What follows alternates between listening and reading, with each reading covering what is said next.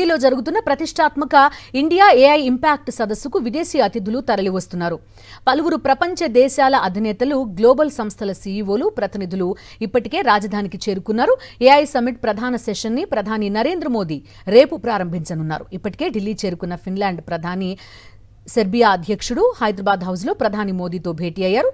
అంతకుముందు Google CEO Sundar Pichai కూడా మోదీతో సమావేశమయ్యారు.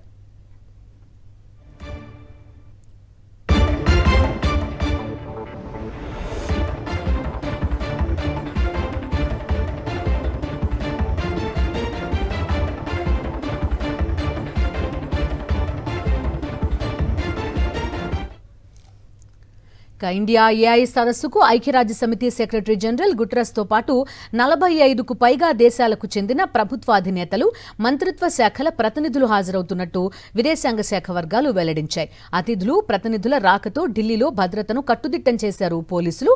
సెంట్రల్ ఢిల్లీలో ట్రాఫిక్ ఆంక్షలు అమల్లోకి వచ్చాయి.